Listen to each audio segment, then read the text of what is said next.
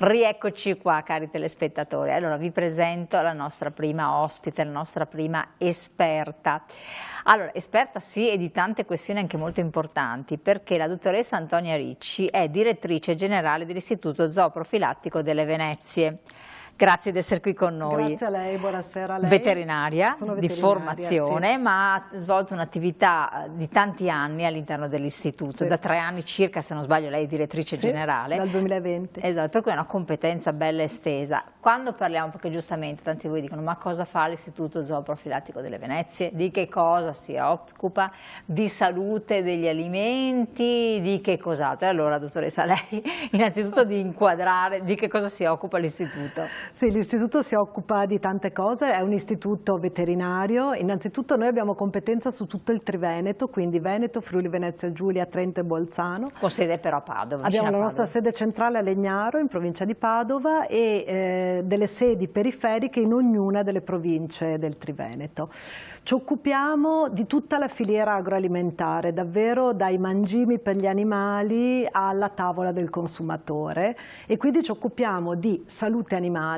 Facciamo tutti i controlli con le ASL, col Ministero della Salute, con la Regione, sugli allevamenti, per cui ci occupiamo dalla mucca pazza all'influenza aviaria, alla peste suina purtroppo in questo momento, insomma, quindi tutte le malattie che possono colpire gli animali allevati. Ci occupiamo anche di animali selvatici e poi ci occupiamo della filiera agroalimentare, quindi di tutti i prodotti sia di origine animale che di origine vegetale che poi arrivano sulle nostre tavole.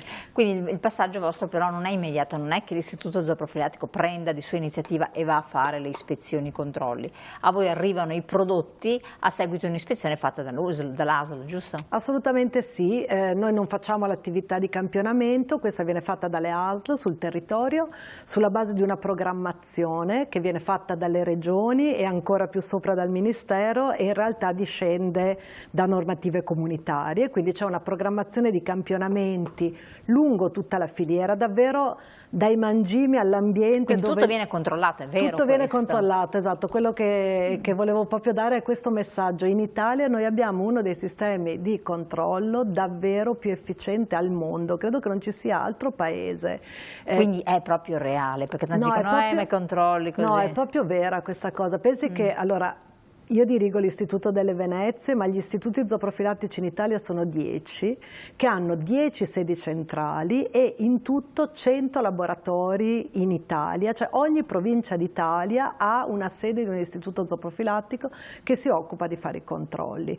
Poi ci sono altre autorità, ci sono ad esempio i NASAN che fanno tanta azione di controllo e più di repressione. Ecco, noi siamo dalla parte della prevenzione, quella che magari si vede poco, perché quando funziona si vede poco, però c'è ed è quella che garantisce i cittadini.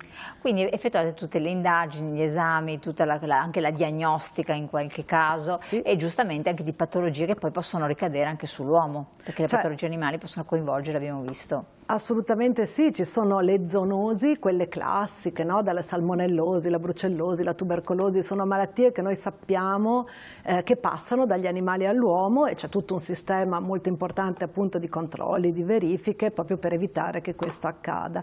E poi ci sono i nuovi patogeni, insomma il Covid ce l'ha insegnato, no? Probabilmente derivava da un pipistrello dall'altra parte del mondo, e questi patogeni che a volte fanno il cosiddetto spillover, che è il salto di specie, quindi la capacità di un virus di solito di passare da un animale a un nuovo ospite che può essere l'uomo, e anche qui con il controllo di questi virus negli animali si può prevenire, qualche volta prevedere questo salto di specie. Che è fondamentale. Adesso poi con la stagione che sta cambiando eccetera emergono delle problematiche, ma ne parleremo poi nella seconda parte della trasmissione. Sì.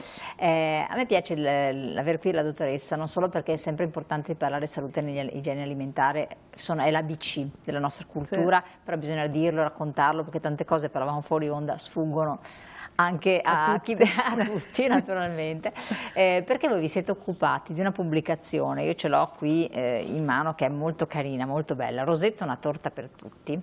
Eccolo qua, grazie dalla regia che hanno provveduto subito a mettere in onda la copertina di un simpatico manuale, un libricino, non saprei come definirlo, dove si parla di celiachia. E allora uno dice: ma che cosa c'entra l'istituto zooprofilattico con la celiachia? I bambini? Perché qua ci rivolgiamo ai bambini. Sì. Ha un fattore di discriminazione, perché purtroppo è una patologia che, se parliamo di bambini, crea dei problemi, anche se ormai è molto diffusa, abbiamo visto ce ne sono tantissimi in ogni classe, ce n'è abbastanza insomma in ogni classe, però chi ne soffre all'inizio non è che si trovi tanto bene.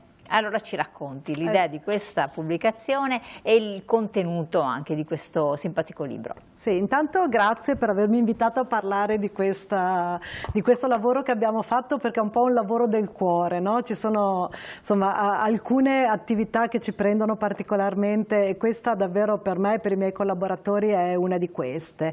Perché ci occupiamo di celiachia? Perché è una malattia alimentare di tipo nutrizionale, quindi insomma rientra nella nostra sfera di competenza. Ovviamente noi non ci occupiamo della parte clinica, quella la seguono chiaramente i medici, ma ci occupiamo appunto di tutto quello che è legato agli alimenti. E una delle cose che il nostro istituto, il mio istituto ha sempre fatto è la comunicazione, ma comunicazione che non è farsi pubblicità, è educazione alimentare, è comunicazione del rischio, perché tante malattie, tante problematiche si possono davvero evitare conoscendo quali sono i rischi e sapendo quali precauzioni si possono prendere. Quindi insomma sul fatto di trasmettere conoscenza alle persone ed educare le persone noi ci abbiamo sempre creduto e ci crediamo tanto, e questo è un esempio. Questo libro è dedicato ai bambini, è un progetto della Regione del Veneto assieme all'ASL di Treviso, ed ha l'obiettivo di rivolgersi non tanto ai bambini celiaci ma a tutti gli altri bambini, quelli che non sono celiaci. Questa è la cosa alla rovescia, perché il problema non nasce tanto da il bambino in sé per sé, che finché poi il bambino ancor meno si abitua molto rapidamente. Poi diciamo che adesso insomma grazie a Dio ci sono tantissimi prodotti che sopperiscono eccetera, ma da chi ti sta vicino, e sono gli altri che danno la discriminazione, vero? È assolutamente così. E bisogna insegnare quindi agli altri a capire. Poi le più grandi paure nascono dall'ignoranza, no? Nell'ignoranza non in senso di essere ignoranti, ma di non conoscere, cioè le cose che non conosciamo ci fanno paura, e quindi spiegare ai bambini cos'è la celiachia e spiegare come si può stare assieme anche con un bambino celiaco può essere molto importante, perché lo diceva lei prima, può essere un problema di discriminazione, di mancata inclusione, no?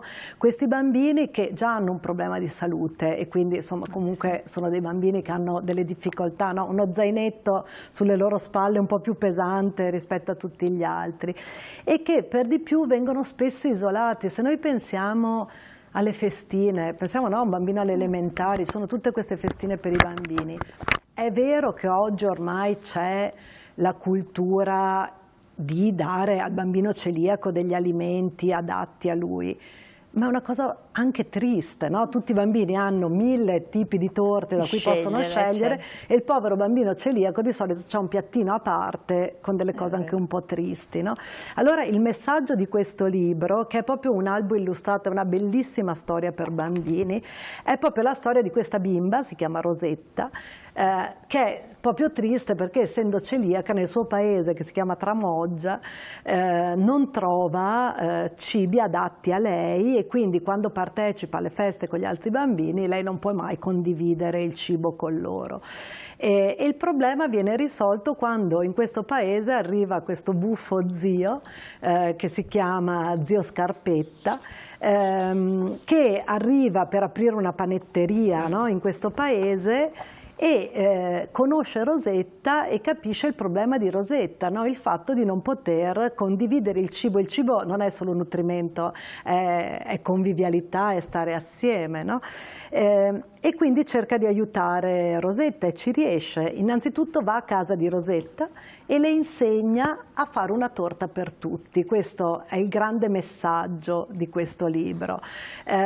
Non occorre fare la cosa specifica per i celiaci, basta fare sì, una torta senza glutine, pensiamo insomma al mais, al riso, ma ci sono insomma tante, anche una bella macedonia si può fare, no? Certo. Comunque insomma ci sono tanti alimenti che i celiaci possono mangiare, ma che sono gli stessi che mangiano i bambini non celiaci. Quindi lo zio Scarpetta insegna a Rosetta a fare una torta e lei la porta agli altri bambini e per la prima volta riesce a condividere con loro un cibo che va bene per tutti. Infatti. E quindi insomma questo è il messaggio. Poi lo zio Scarpetta apre questo panificio per pasticceria dove fa dolci senza glutine e Rosetta è felice appunto non di poter avere degli alimenti specifici per lei, ma proprio di poter mangiare le stesse cose che mangiano gli altri bambini.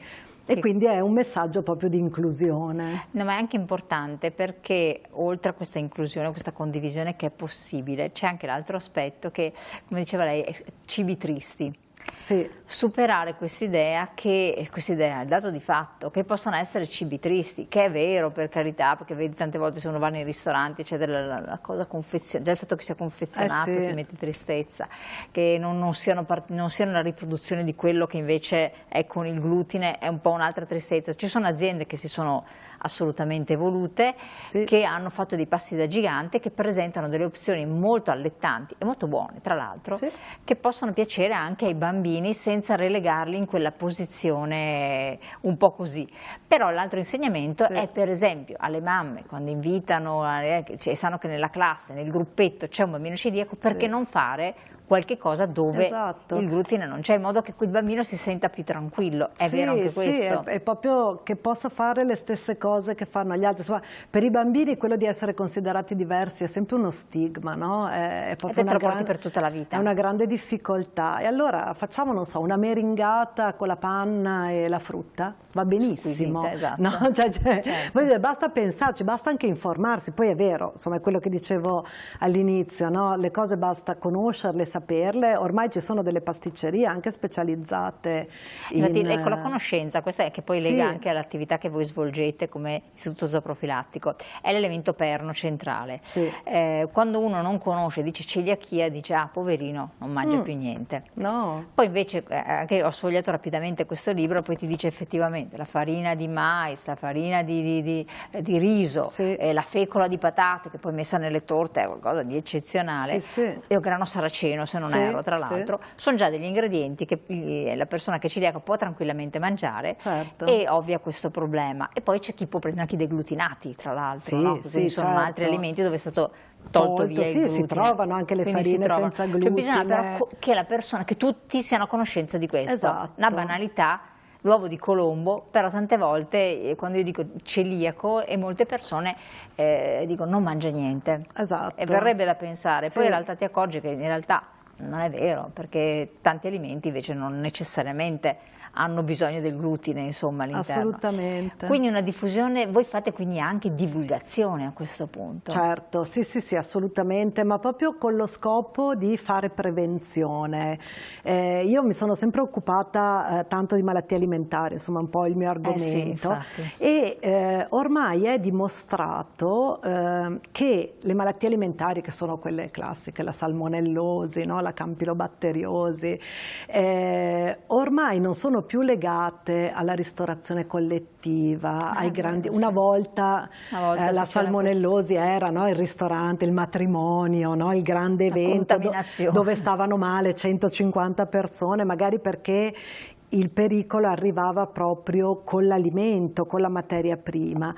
Oggi non è più così, perché grazie a tutti i controlli che si fanno nella ristorazione collettiva lungo tutta la filiera alimentare, ormai gli alimenti che consumiamo sono sempre più sicuri. c'è ancora una fetta di queste malattie che sono legate a errati comportamenti a livello domestico e quindi sono le persone che poi in cucina, no, fanno degli errori da questo punto di vista. Ecco, però le chiedo proprio sotto questo aspetto, sempre più sono le persone che sono intolleranti, perché intolleranti al latte, ai latticini derivati, intolleranti al glutine e poi con la celiachia, numeri sempre più importanti, anche di adulti, oltre che di bambini, perché questo libro è distribuito nelle scuole, da quest'autunno sarà distribuito, quindi sarà possibile trovarlo, comunque adesso è nell'istituto zooprofilattico dove è possibile visionarlo ed è molto simpatico, rapido e carino, quindi invito a farlo conoscere anche ai bambini. Però al di là di questo riguardano sempre più persone adulte, che sembra quasi inspiegabile. Ma allora, se tutti i cibi sono verificati, controllati, molte volte molto processati, com'è possibile che sempre più persone si ammalino di queste contaminazioni alimentari? Sì, allora sono un po' questioni diverse. Innanzitutto, prima di lasciare questo libro... non lo lasciamo subito. No, volevo nominare gli autori, giustamente, perché sono Angelo Mozzillo e Francesco Faccia, che ha fatto i disegni, e Angelo Mozzillo, che ha scritto questa bellissima storia, è un ragazzo celiaco e quindi anche per lui questo è un lavoro del cuore, e se lo leggerete si vede, perché è proprio una bella storia, ha poi questi disegni teneri, carini, accattivanti. Anche qui è un po' quello che dicevo prima del cibo per celiaci, no? Che è un po' triste. A volte anche i prodotti di divulgazione scientifica sono un po' tristi, no? E invece qui abbiamo proprio voluto fare un bel prodotto, cioè qualcosa che veramente un ragazzino legga, anche a prescindere, insomma, dal messaggio. Poi ovviamente se coglie il messaggio noi siamo felici. Ed è davvero una bella pubblicazione, verrà diffusa nelle scuole. È disponibile sul nostro sito, quindi si può sfogliare dal nostro sito e anche scaricare nella sua versione in PDF, e poi insomma cercheremo di diffonderlo anche fuori dal Veneto, perché abbiamo avuto davvero tante richieste. No, ma poi è bello, lo stavo guardando, c'è anche al termine del racconto di questa simpatica storia, ci sono delle domande: che cos'è la celiachia? Come si diffonde la celiachia? Non è contagiosa? No, assolutamente no. Esistono gradi di celiachia? Perché anche questa la domanda di frequente, io sono più o meno celiaco, comunque qua dice la risposta subito: non esistono gradi di celiachia. Come si cura la celiachia? Anche questo è possibile curarla, eccetera. E quello che lascia, io sento parlare di diverse persone che hanno la celiachia un po' così, interdetti, come ci sono certe, che non si sia effettivamente dedicato proprio uno studio approfondito, scientifico, perché ci sono interessi contrastanti relativamente anche a questo aspetto della celiachia. Ci sono adesso multinazionali che vivono, prosperano proprio in virtù del fatto che c'è questa bella patologia in essere, per cui lungi dal provare a cercare anche magari se esistessero mai delle cure, no? Quindi, però, è una malattia complicata, perché poi è una malattia autoimmune, le malattie autoimmuni sono sempre complicate, no? Per cui ci vorrebbero, però secondo me la scienza, la ricerca, eccetera, se si mettessero d'impegno qualche cosa riuscirebbero senza dubbio. Ci sono grandi ricercatori anche loro silenziosi, no? Spesso, che però ci lavorano. Però dietro le quinte emerge che effettivamente c'è uno studio, è emerso, c'è uno studio, per dare un po' di un filo di speranza che... No, ma assolutamente. Si sta progredendo da questo punto di vista. E tornando alla sua domanda di prima, no? Allora, un conto sono le malattie alimentari, che sono quelle che si acquisiscono perché gli alimenti possono essere contaminati da batteri o virus o parassiti, le persone si ammalano e possono avere diversi tipi di malattia, spesso non gravi, comunque fastidiose. Diverse sono invece i problemi nutrizionali, no? Quindi le allergie, la celiachia e le intolleranze. Allora, appunto, la celiachia può essere più o meno, no? Tanto o poco. Come diceva lei, la risposta è no.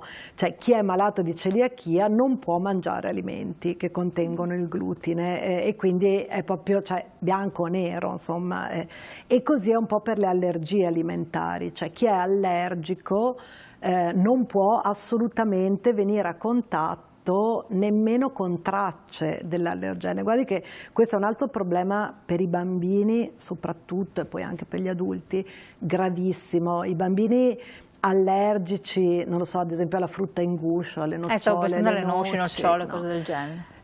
fanno una fatica terribile a trovare dei prodotti adatti a loro, perché poi no, se noi leggiamo sulle scatole dei biscotti tracce di frutta e guscio, e quella è una dicitura proprio difensiva, no? Nel senso che siccome nello stesso stabilimento vengono lavorati, di conseguenza nessuno si assume, ma io li capisco i produttori, la responsabilità di dire sì, ti assicuro che in questo prodotto non ci sono le nocciole, anche se magari non ci sono proprio le nocciole. Ecco, lo interrompo solo un attimo, Sì. perché qua viene spontanea anche una domanda, pensando anche al glutine e alla celiachia. Sì. Pubblicità pochi secondi, veramente restate sempre su 19 con noi, perché? Perché quando ho parlato di contaminazioni, è proprio un argomento che li riguarda, contaminazioni di prodotti che a una persona sana possono non far niente, ma se nella stessa azienda, filiera produttiva, sono presenti queste sostanze, chi ha un problema e le mangia può stare anche molto molto male. Parliamo di questo e di altro ancora, di prevenzione degli alimenti, adesso che fa caldo, contaminazioni, restate con noi.